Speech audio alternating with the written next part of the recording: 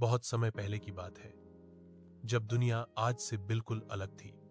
ऊंचे ऊंचे पेड़ और घने जंगल थे, और उस जमाने में विशालकाय डायनासोर रहा करते थे।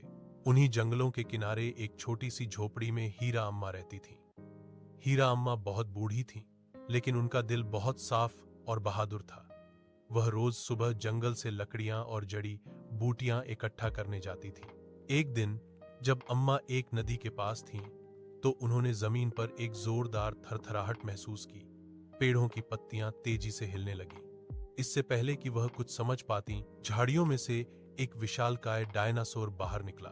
वह कोई डरावना मांसाहारी डायनासोर नहीं था, बल्कि एक बड़ा, शांत लॉन्ग नेक ब्रेकियोसॉरस था। उसका नाम बल्लू था। बल्लू बहुत उदास लग रहा था।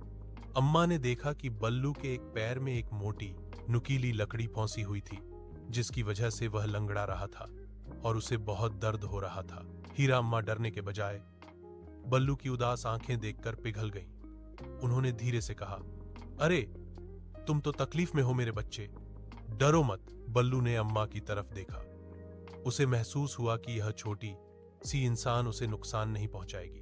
अम्मा अपनी पोटली से एक साफ कपड़ा और कुछ जड़ी बूटियां निकाली। उन्होंने हिम्मत करके बल्लू के पैर के पास जाकर जोर से फंसी हुई लकड़ी को खींचकर निकाल दिया। बल्लू दर्द से थोड़ा चिल्लाया, पर फिर चुप हो गया। लकड़ी निकालने के बाद अम्मा ने घाव को जड़ी बूटियों से साफ किया और उस पर अपनी खास मरहम लगाई। फिर उन्होंने उस पर कसकर कपड़ा बांध दिया। काम पूरा होने पर बल्लू ने अपनी लंबी गर्दन झुकाई और अम्मा के गाल को प्यार से रगड़ा। अम्मा हंस पड़ी। बल्लू ठीक होने तक रोज अम्मा के